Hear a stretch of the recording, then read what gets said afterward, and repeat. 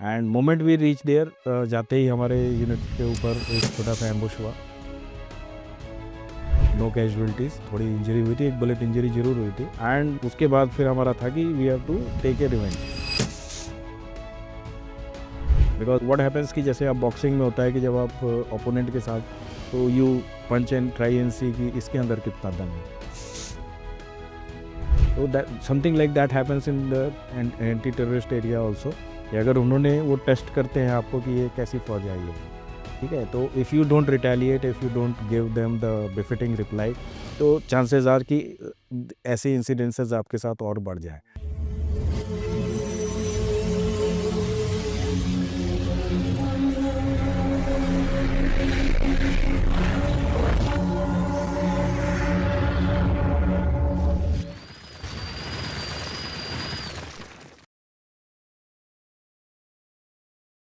Hello, viewers.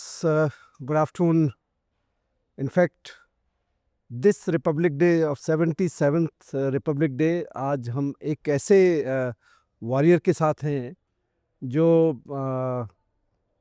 जिन्होंने Allahabad university में first division से अपना ग्रेजुएशन किया और उसके बाद में इन्होंने फाइनली ओटीए को ज्वाइन किया, एज ए कमीशनड हुए सेकंड लेफ्टिनेंट, और इन्होंने ज्वाइन किया as a para trooper 17 para field regiment, जिसमें इन्होंने काफ़ी कारनामे किए। और मणिपुर में जाके इन्होंने कई सारे ऑपरेशंस किए और ये बहुत बड़े पैरा ट्रूपर रहे। उसके साथ ये हैवी लोड ड्रॉपिंग स्पेशलिस्ट भी रहे। इनको आर्मी कमांडर कमेंडेशन कार्ड से भी नवाजा गया इनके काम के लिए। और उसके बाद जब इन्होंने आर्मी को छोड़ा तो इन्होंने सोचा कि कुछ बड़ा करते हैं, और कुछ बड़ा इन्होंने एजुकेशन के थ्रू अपने वैल्यू एडिशन इस कंट्री के लिए करने की कोशिश की। और शुरुआत की इन्होंने महाराष्ट्र में एक मिलिट्री स्कूल है जहां इन्होंने कुछ एजुकेशन दी। उसके बाद में इन्होंने छत्तीसगढ़ के राजनांदगांव में वहाँ भी इन्होंने एज ए डायरेक्टर काम किया। छत्तीसगढ़ पुलिस में भी इन्होंने एसपी की तरह काम किया। फाइनली इन्होंने अपना एक स्कूल खोला जो प्राइवेट मिलिट्री स्कूल, एक अपने अनोखे तरीके का स्कूल है जिसका नाम है कार्डिनल वॉरियर्स। तो आज हम उस शख्स से मिलेंगे जिसने इतना सारा कुछ किया है आर्मी से लेके और एजुकेशन में।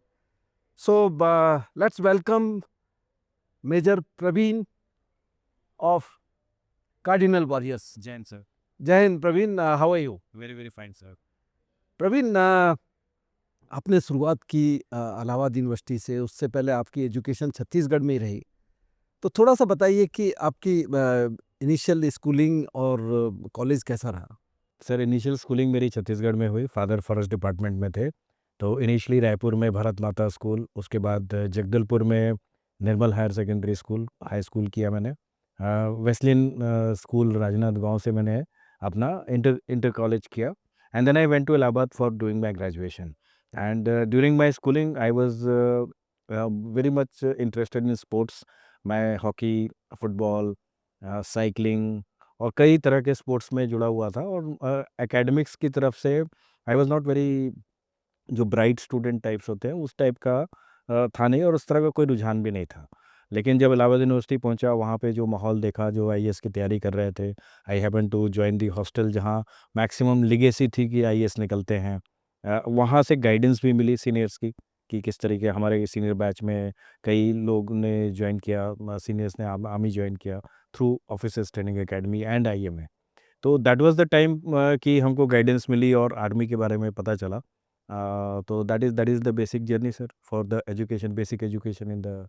तो जब आप इलाहाबाद यूनिवर्सिटी पहुंचे तो मैंने पढ़ा कि आपने वहाँ टॉप भी किया अपने क्लास में और अपनी यूनिवर्सिटी में। टॉप करने के बाद में फिर आपको यही कैसे आया कि मुझे फौज में ही जाना है? सर, जैसा मैंने बताया कि एक्चुअली टॉप करने की तो भी कहानी, मैं टॉप भी जो कहना चाहिए ना, वो उसका, जैसे आपसे बात हो रही थी, आप बता रहे थे फियर जो है, फियर को जीतना बहुत ज़रूरी होता है। करेक्ट। तो जैसे मैं यहाँ से गया था तो वहाँ मेरे को बताया गया कि छत्तीसगढ़ से आए हैं आप, यहाँ UP board is very tough. Chhattisgarh board से आने के बाद यहाँ शायद आप पास भी ना हो पाएँ, फेल हो जाएंगे। तो वो जो फेल होने का डर था ओके वो इतना ज़्यादा था कि उसके डर में मैं पढ़ता गया और मैंने कोई कसर नहीं छोड़ी। और कई ट्रिक्स हमने सीखी वहाँ सीनियर से, गेस्ट पेपर्स बनाना, थोड़ा स्मार्टली पढ़ाई करना, इंटेलिजेंट वे में अपने आप को प्रेजेंट करना, कई बुक्स लाइब्रेरी से लेकर के नोट्स बनाना। तो ये सारी चीज़ों का कुल मिला के जो मिश्रण करके जो फाइनली जो रिज़ल्ट आया, तो बहुत अच्छा रिज़ल्ट आ गया, जितना कि मैंने भी शायद एक्सपेक्ट नहीं किया था, सोचा भी नहीं था। तो वो हुआ और वहाँ पे अच्छे रिज़ल्ट मिलने के कारण और साथ ही साथ जो हमारे सीनियर बैच के जो कई सीनियर्स गए आर्मी में, उन्होंने जॉइन किया, वो उनसे काफ़ी मतलब मोटिवेशन मिला। और दैट वाज़ द टाइम कि हमारे यहाँ से, जो मैं हॉस्टल की बात कर रहा हूँ, कि आईएएस निकलते थे, तो मेरे से 11 साल सीनियर जो एक सर थे, अभी ना उनके कई बच्चे आईएएस है आज की तारीख में, वो 5 अटेम्प्ट दिया आईएएस का। 5वाँ अटेम्प्ट उन्होंने सुप्रीम कोर्ट से कोई केस जीत के दिया था। 5वें अटेम्प्ट में इंटरव्यू में गए और वो सेलेक्ट नहीं हुए। तो दैट वाज़ द टाइम कि एक थोड़ा-सा माहौल चेंज हो गया था, लोगों का डिसइल्यूशनमेंट सा चल रहा था। तो उस उसी वक़्त ही कुछ जो सीनियर्स थे फ़ौज में जॉइन किए, नया अल्टरनेटिव देखा गया। और तो दैट्स हाउ वो हम लोग का भी बहुत मोटिवेट हुए कि मैं तो ख़ैर बचपन से ही चाहता था आर्म्ड फोर्सेस जॉइन ओके करना, बीइंग ए स्पोर्ट्समैन। ओके तो फिर वहाँ से और हमको मोटिवेशन मिला और फिर ओटीए का एग्ज़ाम दे कर के। तो प्रवीण, ओटीए का एग्ज़ाम दिया आपने और उसके बाद में आपने एसएसबी भी दिया होगा।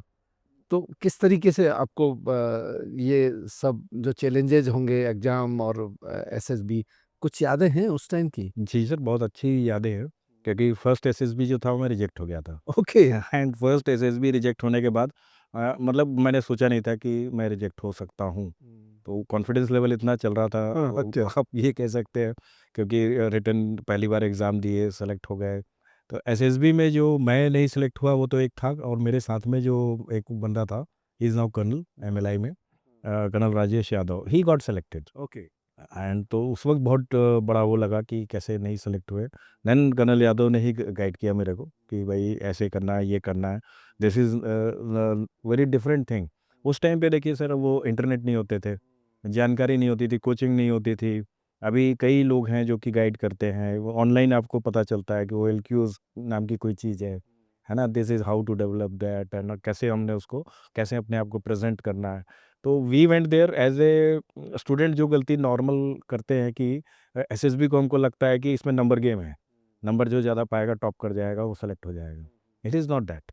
तो वो रियलाइज़ेशन होने के बाद जब पूरा सिस्टम एक थोड़ा-सा दिमाग में समझ में आया, second interview I got selected. Okay.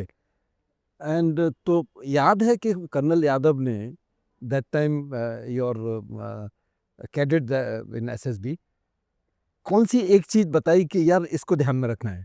हाँ, वो बेसिक जो चीज़ें थी, जैसे आज भी आप कैडेट से जो इंटरैक्ट कर रहे थे, बीइंग योरसेल्फ, आप जैसे हैं वैसे ही रहिए। बहुत ज़्यादा यूजुअली होता है कि जाकर के सर्विस सिलेक्शन बोर्ड में हम अपने आप को रैम्बो की तरह से हम अपने आप को प्रोजेक्ट करते हैं कि we are courageous, we are this, and actually they are expecting is a person who has come from class 12th और मे बी ए ग्रेजुएट। वो उसके अनुसार उसके अंदर जो क्षमता होनी चाहिए, उससे ज़्यादा कोई एक्सपेक्टेशन एसएसबी बोर्ड की होती नहीं है, और हम उसको ओवरडू कर जाते हैं। हम उसमें बिना मतलब के झूठ बोलने लगते हैं। हम अपने आप को जो है नहीं वो दिखाने की कोशिश करने लगते हैं। तो ये जगह कारण होता है कि हम अपने आप को खुद रिजेक्ट कराते हैं। बोर्ड हमको रिजेक्ट नहीं करता है। प्रॉब्लम आती है कि हम जाके अपना सिर दीवार पे मार देते हैं, एंड देन वी ब्लेम कि ये रिजेक्शन बोर्ड है, ये सिलेक्शन बोर्ड नहीं है। तो these are the things. And second time genuinely I enjoyed giving the SSB, enjoyed interacting with the officers. I opened up like anything, I told them all the truths. ठीक है? और I think that helped. और यही मेरे को colonel Yadav ने बताया था कि बी योरसेल्फ, और वो सब ऑफिसर्स एस्पायरेंट्स को बताते हैं, just be yourself. So viewers, you understood one point. The important point is be yourself, means be authentic, and that is what Praveen is telling. So पहला एसएसबी कहाँ दिया था? हाँ सर, पहला एसएसबी भोपाल में दिया था मैंने। और दूसरा? दूसरा मैं जब सेलेक्ट हुआ था, that was at Bangalore. Okay. But I got to know from your profile that आपने तीसरा एसएसबी दिया सेलेक्ट होने के हाँ बाद, जी सर, ऐसा क्यों? तीसरा एसएसबी मैंने दिया था इलाहाबाद में। देखिए, सेकंड एसएसबी जो दिया था, उस टाइम हम लोग जो एग्ज़ाम दिए थे, उसमें मैथमेटिक्स का एग्ज़ाम मैंने छोड़ दिया था। That's why I was considered for OTA. तो अब जो लंच के बाद में होता है, तो वी डिडंट अटेम्प्ट, ना मैंने ना कर्नल यादव ने, और बोथ गॉट इनटू ओटीए।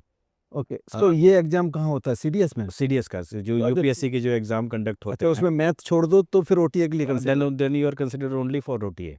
और जो थर्ड वाला एसएसबी जिसमें गया था उसमें मैंने मैथ्स भी अटेम्प्ट किया था, उसको भी क्लियर किया था।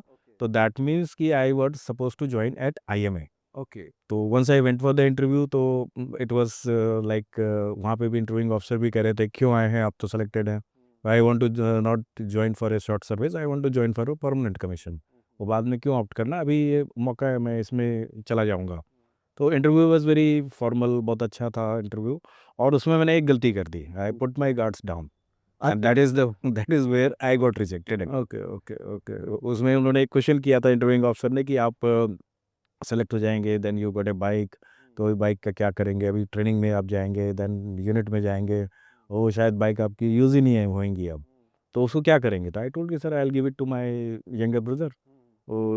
तो then he gave me a very leading question कि but I think he is not 18 also. उसके में भी मेरे को समझ में आ जाना चाहिए था कि मैं गलत आंसर दे रहा हूँ। ठीक है, वो इतना हिंट होने के बाद भी मैंने उसको कहा अरे सर मैं तो जो है क्लास 6 से बाइक चला रहा हूँ। And that is the time he got up, thank you mister Praveen, and I was rejected okay. I think you are a unique case कि first SSB rejected, second selected and third again got rejected because of my own mistake. doing so. Anyway, so it's a part of life. But then you join OTA. Praveen, OTA is a more difficult academy because of its environment, because of weather condition. वहाँ के भी कुछ ना कुछ ऐसे experiences होंगे जो आज भी तुम्हें याद होंगे। यस सर, ओटीए एक तो ऐसे एनवायरमेंटली बहुत टफ था सर, एंड उसके बाद और ज़्यादा टफ इसलिए हो गया था कि जो दो बीसीएस थे, बटालियन कमांडर्स, एडजुटेंट्स। Okay. तो one was the son of the OTA commandant, the other one was the son of the IMA commandant. Is it? Yes. Oh. तो जो जीसीस थे तो यू कैन इमेजिन कि we used to be always in the cloud nine enjoying the training. तो training was really tough for our course. Okay. कोई ऐसा वाकया which you would like to share और आज भी तुम नहीं भूल पाते हो? हाँ सर, एक था कि मैं I got a tendency of sweating a lot. Okay. मैं नॉर्मल हल्के से भी एक्सरसाइज के बाद या थोड़ी सी गर्मी में भी ना I get wet all over. तो एक बार हमारे जेईओ थे Pattu sir from armoured, he joined armoured corps. तो पट्टू सर ने एक बार हम लोग को पनिशमेंट के लिए बुलाया and he was going for the reporting and he asked us to do 100 pushups okay. And he left. By the time I come back you should both of you complete 100 pushups. Okay. I did about 20 odd push-ups and I got up. I was totally drenched in sweat because Madras is very humid place. The other person was a very keen cadet. Keen to mark. He was he did the complete count and he didn't sweat at all. The moment Pattu sir came, he said, good Praveen, you can break off. And he asked that chap, you do 100 push-ups, you bloody shammer. So he was begging me, sir, I have done already done. He has not done. I can see he has done 100 push-ups. He is sweating like anything. That was OTA में बड़े अच्छे वो होते थे sir, because वहाँ पे क्या था सर, ओटीए में time is very short, 9 months की ट्रेनिंग है। It is not unlike and even if the senior has to give you a रगड़ा, either he has to be so fit और he has to be so divine कि वो भी तैयार हो रात को 8 बजे 10 बजे के बाद to devote some time to give you रगड़ा। Of course. या एक मेरे सर थे तो क्रॉस कंट्री में आई वाज इनिशियली जब ज्वाइन किया था तो I was not that fit. By the time we finished the cross country I used to beat him every time. Okay. तो initially he used to hold me and run कि come on company spirit and all, and by the time the finals were there I used to be the one who is pulling him and he used to feel it very bad. He understood कि ये जो बदमाशी कर रहा है। तो उन्होंने रात को बुला लिया मेरे को बजरी ऑर्डर रादर, वो कॉस्मो वो होता है ना, पूरा अंदर बजरी भर लेते हैं डागवी में, ओवरऑल्स में। हाँ, तो उसमें उन्होंने बुला लिया एंड आई थॉट कि चलो ठीक है, अभी he is also have to sleep, थोड़ा 1 घंटा 2 घंटा रगड़ा होगा। And by the time lights out time was announced, he took out the rod of all the mosquito net and एक तरफ उन्होंने मॉस्किटो नेट के रॉड रखे, एक तरफ हटा के उसको पकड़ा दिया मेरे को and he said now you stand for the whole night. उसके बाद लाइट आउट्स हो गई, within minutes everyone started snoring. और आई रियलाइज्ड कि ये ऐसे तो बहुत मुश्किल हो जाएगा अब रात भर खड़े रहना। तो व्हाट व्हाट आई डिड कि I jumped on his bed over him. तो उनकी बेड के ऊपर मैंने जंप मार दिया एंड वी टॉपल डाउन। हल्ला उल्ला हुआ, लाइट जली एंड बाकी सीनियर्स आ गए। बाकी सीनियर्स ने उसको डांटा कि भाई क्या कर रहे हो, रात में क्यों खड़ा कर रखे हो, send him of. And I was, line तोड़ हो गया मेरा, मैं आ गया वापस। तो उससे पहले उन्होंने पूछा क्या क्या हो गया, कि व्हाट मैंने सर ये पकड़ के खड़ा था, मेरे को नींद आ गई, ये फेल डाउन ऑन हिम। तो ऐसे कुछ एक ट्रिक्स करनी पड़ती थी अपने आप को बचाने के लिए सर। दूसरा, आई believe you got relegated also. Yes, sir. I got relegated. What was that Lost the incident? seniority by 6 months. There was one of my course-mates, जिसका I was DST blue actually. Passed in the last attempt. Okay. By the time without passing the DST, you are not allowed to go on outpass. And this is called DST blue? No, it is not called DST blue. It is. I'm using it in other sarcastic way.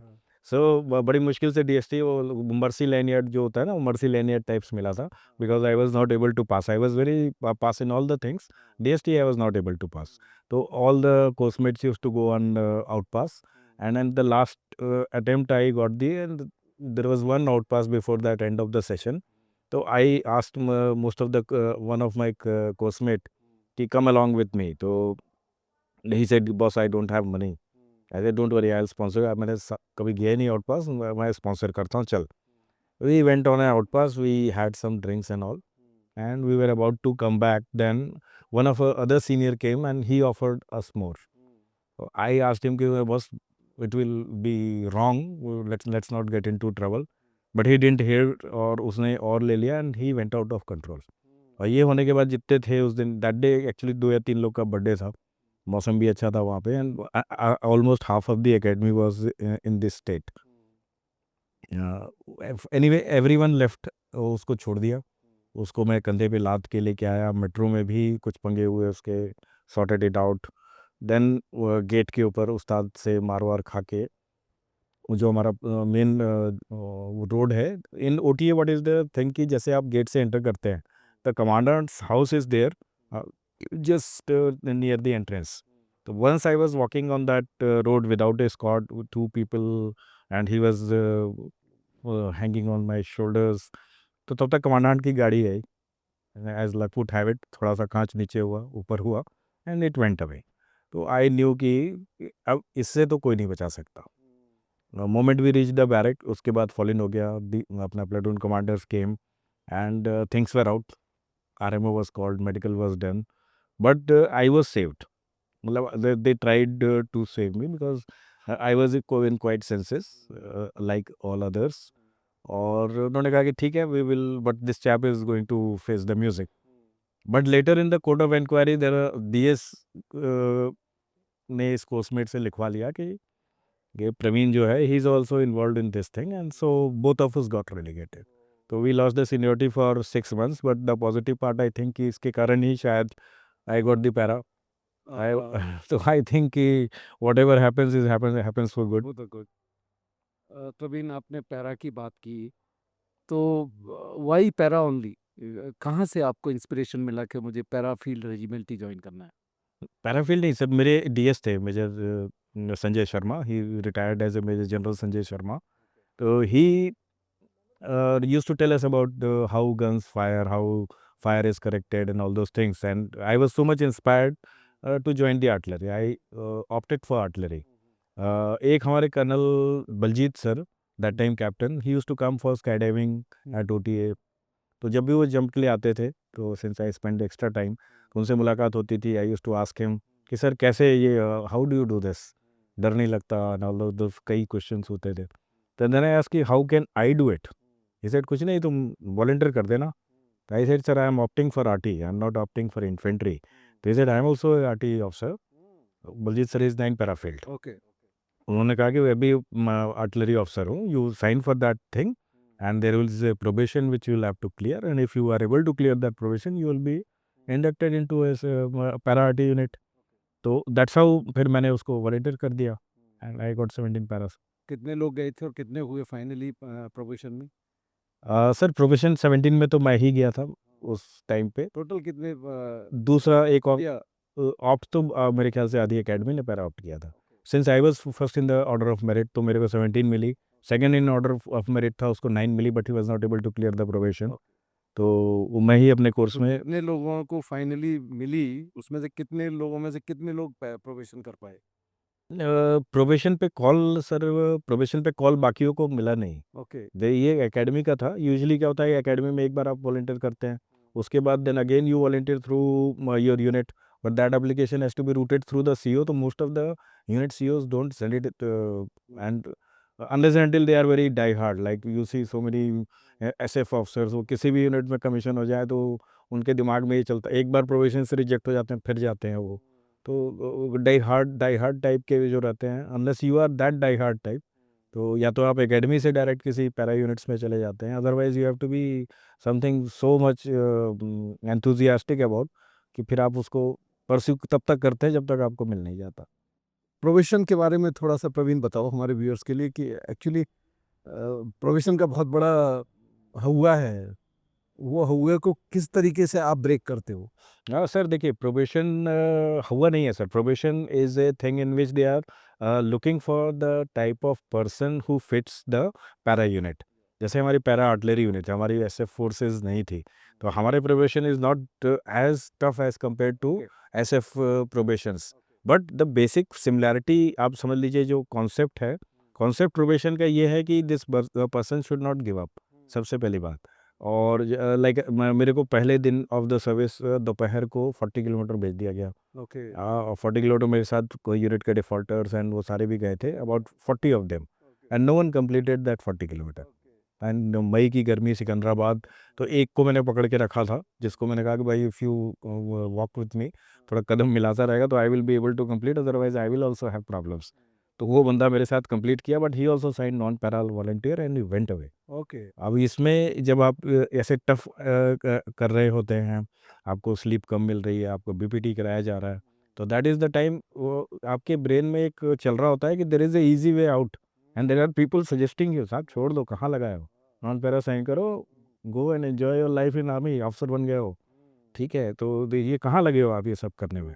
तो that that that thing यदि वो देख check करते हैं कि आपके अंदर के कितना जुनून है, आपके अंदर कितना वो लाल टोपी के लिए या पैरा जंप के लिए, वो स्पेशल फोर्सेस के लिए कितनी आपके अंदर करंट है, करंट है और मेंटल टफनेस क्या है? मेंटल टफनेस क्या है, आप गिव अप तो नहीं कर दोगे यार। गिव अप तो तो नहीं। If you give up here then आगे तो जो इनकी लाइफ है, जो इनके ऑपरेशन है, स्पेशली एसएफ वगैरह का, it is very tough, it is not that. ये मैंने कई पैरा अफसर से ये सुना है कि वहाँ जो आपके असेसिंग अफसर्स होते हैं या जेसीओज होते हैं, they will always motivate you to quit. Yes, So they want to see how best not to quit. Yes. And you're right in that way. So, Praveen, of course, you got commissioned, you cleared para probation. कहाँ गए posting फिर आप? Sir पहले तो probation मेरी सिकंदराबाद में हुई, Secunderabad posting के तुरंत बाद I went for YOs, YOs complete करके आया, तो by that time unit has come to Agra. तो यूनिट आगरा में आ चुकी थी, तो माय बेसिक थिंग वाज कि मैं जंप करना चाहता था, बेसिक। तो दैट टाइम कुछ एक इंसिडेंट हुए थे 9 पैरा फील्ड की, गन्स जो हेवी ड्रॉप हुई थी, they had a free fall, and guns are the colours of RT units. तो वो बहुत बड़ा इंसिडेंट था, और तो सीईओ ने कहा नहीं जंप हम बाद में, first you do the heavy drop to us, we want a officer in charge to ensure that ये जो ड्रॉप्स हो रही है प्रॉपर टाइप की हो, बिकॉज उस वक्त क्या पूरी आर्मी की नज़र इसके ऊपर थी, हेवी ड्रॉप्स के ऊपर, बिकॉज ये ऐसा इंसिडेंट था which has already shook the army, 3 guns destroyed. Okay. तो then I did the para heavy drop course first before doing the para jumps.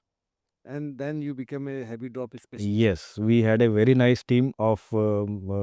I was the officer. We had a very nice JCO Uday Singh, Ram Avtar था, सुभाष था, जो हमारी team थी para. We did a lot of drops.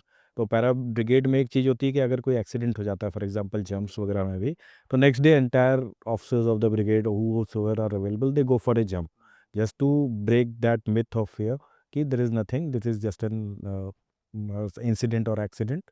तो इसमें भी जब चूंकि ऐसा इंसिडेंट हुआ था, तो our CEO that time colonel Popsy sir, MS Gill sir, my first CEO, उन्होंने बहुत जंप्स कराए, बहुत ड्रॉप्स कराए, and we went to the extent कि वो प्रेसी में लिखा था कि 1000 फीट से ड्रॉप होना, otherwise we were dropping heavy loads from 1200 feets. तो ही सेड नहीं एक्सपेरिमेंट लिखा है प्रेसी में तो do an experiment. I said नहीं sir, I think it will be dangerous. तो बोले नहीं नहीं इसमें लिखा है तो एयरफोर्स वालों को लेटर लिखो, we took the permission, we did the drop. But the result was कि by the time that heavy load hit the ground, तो इट ऑलरेडी हैड द जो उसके नीचे हम लगाते हैं शॉक एब्जॉर्वर्स इन शैटर्ड्स, उसकी 4 या 5 बार यूज़ करने की लाइफ होती है। इट वाज टोटली फिनिश्ड गाड़ी थी वो, उसका चेसिस बेंड हो गया। तो that became from class 1 to class 6। बाद में बड़ी इशू हुआ आई हमको उसको राइट ऑफ करने में। ये हैवी ड्रॉप के जो आप गन्स को ड्रॉप करते हैं, थोड़ा सा ब्रीफ में बताइए कि कैसे, how do you organise the dropping of that guns? Sir इसमें बेसिकली एक प्लेटफॉर्म होता है। जैसे AN-32 के लिए एक अलग प्लेटफॉर्म है, IL-76 के लिए बड़े प्लेटफॉर्म है, बड़े लोड्स जाते हैं IL-76 से। तो ये जो प्लेटफॉर्म्स होते हैं इसमें नीचे हम पहले शॉक अब्जॉर्वर्स लगाते हैं, गन्स को प्लेस करते हैं, प्रॉपर उसको सिक्योर करते हैं। फिर इसमें 1 2 नहीं कम से कम 4 बड़े पैराशूट्स लगते हैं। बड़े मतलब 300 मीटर्स का आप समझ लीजिए सर्कमफरेंस का आप बड़े पैराशूट्स रहें। These all loads are packed in a proper manner. Okay. और ये फिर हम लोड होता है एयरफोर्स एयरक्राफ्ट में। तो एयरक्राफ्ट में जब लोड होता है उससे पहले एयरफोर्स वाले भी उसके अपने चेक करते हैं, चेक्स एंड बैलेंसेस होते हैं। इसमें एक एक्सट्रैक्टर पैराशूट होता है छोटा सा, जो कि एग्जिट के पास में रैंप के पास में लगा होता है। तो जो पायलट होता है, सॉरी द नेविगेटर होता है, तो ही प्रेस दैट बटन एंड जो extractor parachute falls down, it opens, it pulls the load outside. इसमें जो सेफ्टी हम हटा देते हैं और लोड जब बाहर आ जाता है तो मेन जो मैंने बताया 300 लीटर वाले जो 4 पैराशूट्स हैं वो पहले नहीं खुलते। उससे पहले छोटे से क्या कहते हैं उनको, वो पैराशूट्स खुलते हैं जो कि they allow time for this large parachutes to deploy. Open. Otherwise it will it get teared, है ना। तो और उसमें भी हवाई जहाज के स्लिप स्ट्रीम से निकल करके then it has to fall for some time. By the time छोटे जो हैं वो स्टेबलाइज करते हैं उसकी फॉल को, and they allow the main parachutes to deploy. Then the moment the loads hit the ground, उससे ठीक पहले एक उनके जो कनेक्शन है पैराशूट एंड लोड का, उसको डिस्कनेक्ट करने के लिए एक फायर मैकेनिज्म होता है, वो फायर करता है। तो तो moment the load is dropped, parachutes are disconnected from the load, otherwise they will topple it. इतने बड़े पैराशूट्स होते हैं तो विंड की वेलोसिटी के साथ they can topple the load and which can become again unserviceable. तो it is a very technical type of a thing. और but it is very very tedious job, because इतने बड़े पैराशूट्स को करना उनके specialist job. Very specialist job. फिर personal jump भी की, कितनी की? जी, पर्सनल जम्प मेरी तकरीबन 50 रही होंगी सर, ओके। जब तक मैंने सर्विस छोड़ी। किस साइड से? पर्सनल जंप जो रहती हैं सर वो स्टैटिक लाइन जंप्स होती हैं। इसमें 2 तरह की होती है सर, एक स्टैटिक लाइन जंप्स होती है जिसमें you hook your static line and you jump from the height of about 1000 feet. Okay. तो this is something which is a operational jump. You are supposed to jump, a parachute deploys automatically because that static line pulls the bag remains with the aircraft, and with the parachute you are detached and you are deployed. Your descent time आपका कम रहता है so that you come into action very fast. इसके अलावा जो एक jump होती है which I was not able to do, which is combat free fall, जो कि हैहो एंड हेलो ऑपरेशंस होते हैं। तो 20,000 से होती है। हाँ सर, वो low high altitude jump and low opening, या high altitude jump and high opening, इस तरह के कई कॉम्बिनेशन होते हैं डिपेंडिंग ऑन टैक्टिकल सिचुएशन या स्ट्रेटेजिक ऑपरेशंस, वो डिसाइड किया जाता है सर। तो Praveen, you had a Agra में बेसिक ट्रेनिंग हुआ आपका, पैरा का हो गया, फिर उसके बाद स्पेशलिस्ट बन गए आप। लेकिन अभी तो असली तो बचा हुआ है ना तुम्हारा, कि जहाँ आपको ऑपरेशंस करने हैं। तो I believe you happen to go to the Manipur thereafter. Yes, we went to Assam. Manipur में ऑपरेशन करने को मिला। Our area of responsibility was Assam, Silchar के पास में। और इसके लिए हमारे जितने यंग ऑफिसर्स थे दे had a very heated discussion with the CO कि हमको being a RT unit, everyone was being young blood, सबका मन कर रहा था कि हमको जो इन्फेंट्री रोल में मौका मिले। And there is only one place where RT units are deployed in infantry role, that is north east, okay the Haflong brigade. Okay okay okay. So वहाँ का बताओ कि जो पहला ऑपरेशन जब आप गए होंगे, and you were a young officer, हैं लेफ्टिनेंट, कैसा मतलब एक्सपीरियंस था? मतलब what was the thought process in the mind? Sir इसमें थॉट हम लोग को एक्चुअली वहाँ पे इंडक्ट होने से पहले करीब 6 महीने तक ट्रेन कराया गया आगरा में ही। 3 para has come back from north east. 3 para के बड़े अच्छे एक्सपीरियंस थे, बहुत अच्छे किल्स थे। काफ़ी उन्होंने काफ़ी एक्सपीरियंस था उनका। तो देयर ऑफिसर्स, देयर जेसीओज, their men, they used to come. Our CEO was had a foresight कि उनको वो जितना उनका एक्सपीरियंस है वो हम लोग यूज़ करें। एंड उसमें हमने काफ़ी 6 महीने जो ट्रेनिंग की, we came to know about lot of things about north east. 3 para operate करके आई थी नागालैंड में, और we were inducted into Assam. Assam has a totally different type of demography. कई टेररिस्ट ग्रुप वहाँ पे थे। जो कोई एक ट्राइबल ग्रुप की अपनी एक आर्मी है, ठीक है, उनकी आपस की अलग एफिनिटी है। कुछ एंटी हैं, कुछ फ्रेंडली हैं। तो वो जो था चीज़ें समझने में, it took us about 4 to 6 months, and then we started utilising this knowledge. Basically जो इन्फॉर्मेशन अब समझ में आई कि भाई कौन सा ग्रुप किसके साथ है, कहाँ ऑपरेट करता है, उसका मॉडस ऑपरेंडी क्या है, किसके एंटी हैं, इनकी इन्फॉर्मेशन कौन सा ग्रुप देगा या किस ट्राइब वाले देंगे। तो वो इन्फॉर्मेशन जब हम पूरी तरह से समझ पाए तो then we started capitalising on that thing. And फिर हमारे ऑपरेशंस जो थे वो काफ़ी ऑपरेशंस, काफ़ी सक्सेसफुल ऑपरेशंस वहाँ पे किए। पहला ऑपरेशन याद है जहाँ पहली बार आप गए और आपको अपना जो AK-47 यूज़ करने का मौका मिला है, वो मोमेंट बताइए, क्या थॉट प्रोसेस था? सर पहला ऑपरेशन जैसे ही हम लोग इंडक्ट हुए, दैट टाइम इंडक्ट होने से पहले counter insurgency and jungle warfare school Vairengte में ट्रेनिंग करना मैंडेटरी होता था किसी भी यूनिट के लिए। एंड एक और चीज़ थी कि जैसे ट्रेनिंग कंप्लीट होती है, after than you have to walk down to your unit location. तो वो पैदल हम सब अपनी यूनिट, किलोमीटर हमारा करीब 150 किलोमीटर का 2 दिन में ऑन फुट। On foot. जो हैवी व्हीकल्स थी और हैवी लोड्स चले गए थे, and we walk down to our location. वहाँ अपना कैंप वो कैंप भी हमने पहली बार इस्टेब्लिश किया। दैट आवर यूनिट इस्टेब्लिश 3 बार पोस्ट, और आज वो अच्छी पोस्ट है, अभी भी है रेलवे स्टेशन के ऊपर। एंड वी इंडक्ट होते ही हमको ड्यूटी मिली to get into inside Manipur. I think elections थे या कुछ इलेक्शन ड्यूटी थी उस टाइम पे। तो there was a post called Kaimai. तो काईमाई पोस्ट जो थी वो शायद सीआरपीएफ या बीएसएफ की थी, जिसमें हम कोलोकेट हुए जा करके। And moment we reach there, जाते ही हमारे यूनिट के ऊपर एक छोटा सा एम्बुश हुआ। नो कैजुअलिटीज़, थोड़ी इंजरी हुई थी, एक बुलेट इंजरी जरूर हुई थी। एंड उसके बाद फिर हमारा था कि we have to take a revenge, because ये व्हाट हैपेंस कि जैसे आप बॉक्सिंग में होता है कि जब आप ओपोनेंट के साथ, तो you punch and try and see कि इसके अंदर कितना दम है। तो that something like that happens in the anti terrorist area also, कि अगर उन्होंने वो टेस्ट करते हैं आपको कि ये कैसी फौज है ये, ठीक है, तो if you don't retaliate, if you don't give them the befitting reply, तो चांसेस आर कि ऐसे इंसिडेंसेस आपके साथ और बढ़ जाए। तो our CEO was very clear in his mind कि हमको जो है इसके अगेंस्ट में ऑपरेट करना है। एंड एक brigade level operation was planned in retaliation, in which we were Gurkhas hit their transit camp. Our unit got cordon and search operation of 3 villages, in which our CEO was also there. I was with him. So entire team was outside, entire regiment was outside, and they made the contact. Infantry battalion made the contact with them, and I was told at night to move with informer or a guide to a location very close to the infantry battalion and establish an ambush. Okay.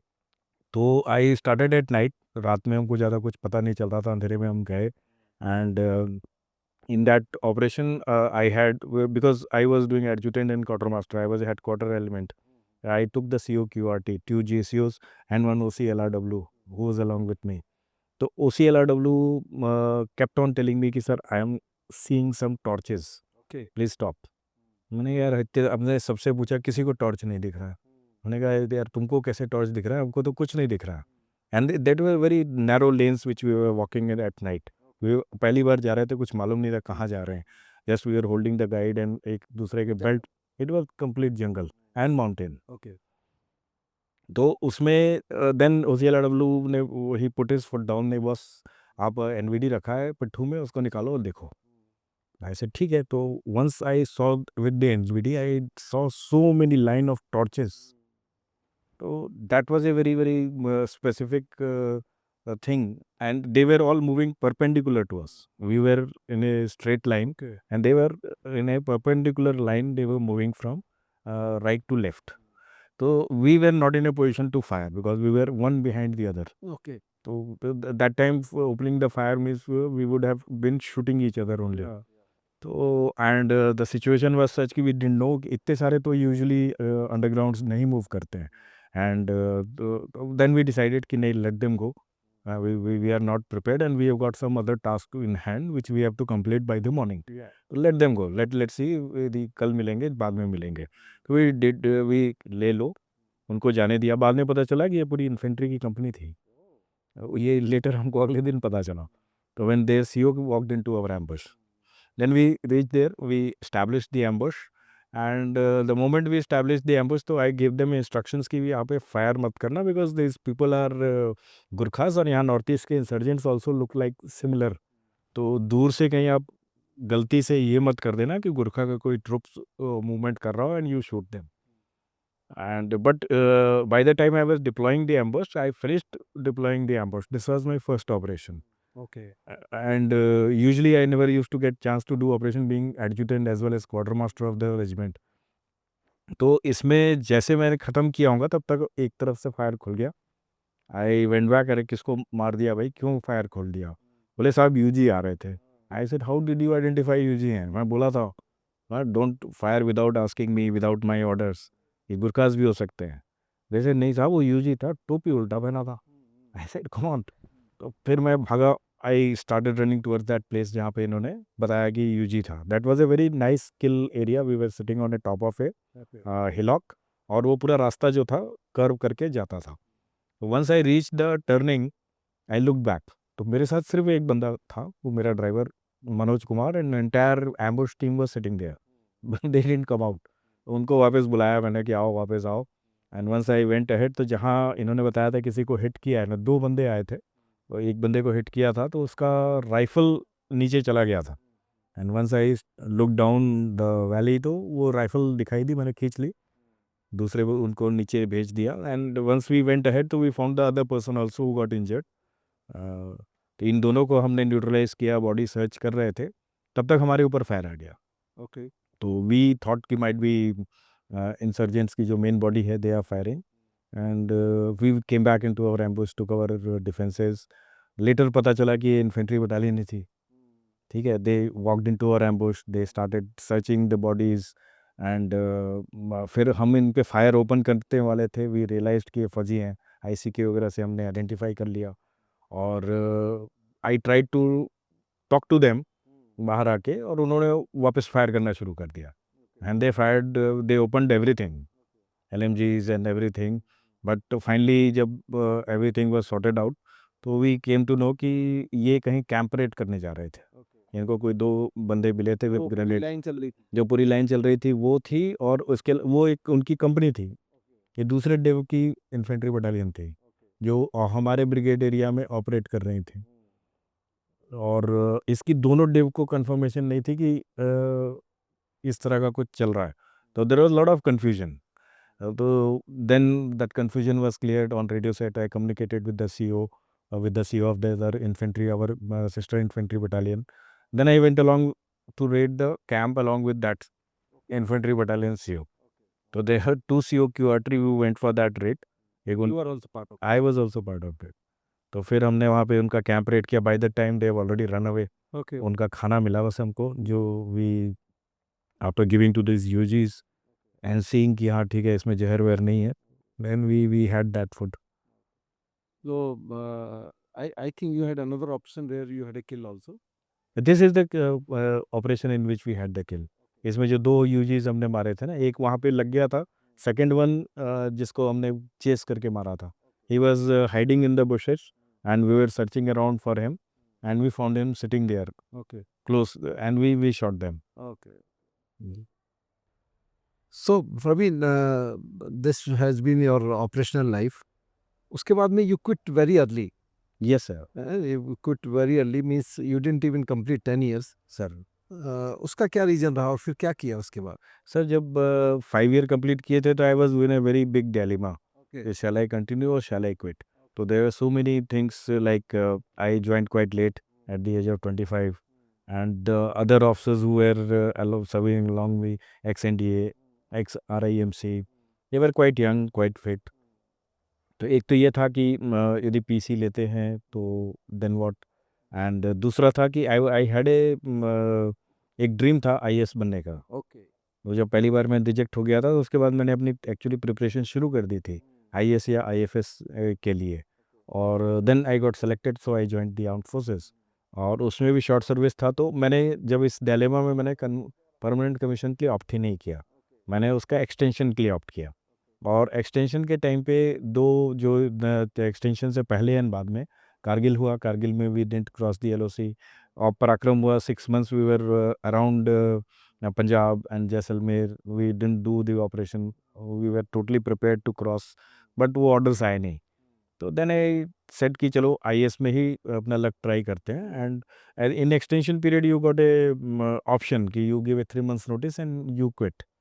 तो I use that option just after the Parakram I quit.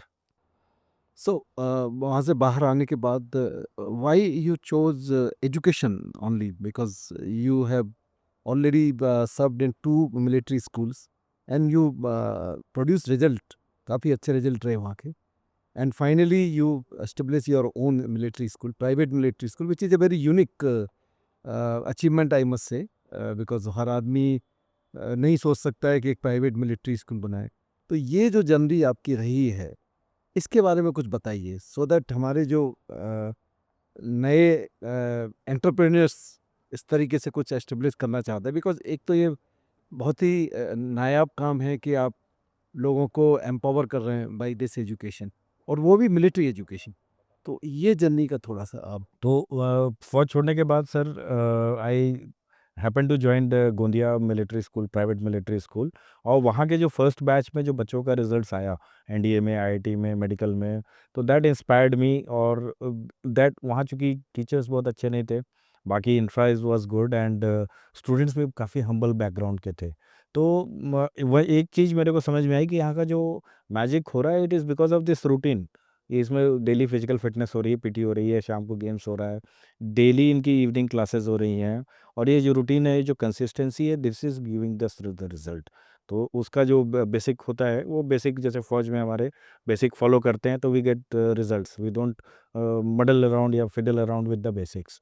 तो वो करने के बाद में मेरे को एक मौका मिला, दुर्ग में एक मैंने मिलिट्री स्कूल खोला, जिसके ऊपर डिफेंस इंटेलिजेंस एजेंसी की स्टडी हुई, feasibility study to see if Sainik schools can be affiliated to institute run by the private NGO.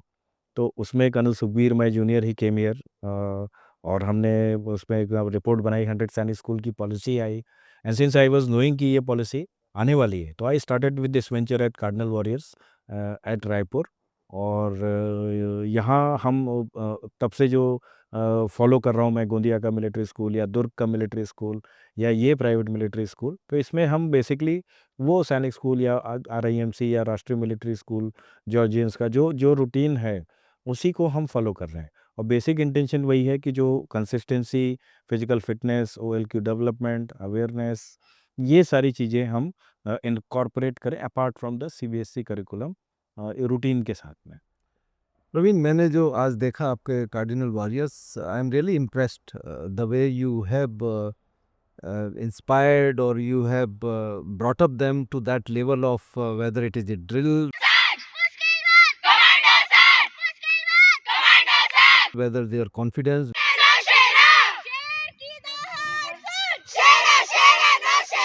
whether their elocution, whether their uh, uh, conversing with the people, and the kind of questions, kind of the eagerness, inquisitiveness they have to know about the world, the opportunities, career opportunities. I am really impressed. So, what is your vision now? My vision is to just train and guide the students, inculcate that spirit that they don't give up. Maybe they join the armed forces or wherever they go in their life, they do some business, entrepreneurship, whatever they do, they should not give up. They should succeed. They should succeed. And I am sure with your kind of leadership and with your kind of commitment and the way you are focusing on this, I've gone through your campus, I have gone through your faculties. It's all wonderful. So, Praveen, I can only say that wish you all the best for your future endeavors. And I'm sure that you will produce some of the very successful students. And God bless you for that. Thank you. Thank you very so much. much for the conversation. Thank you very much.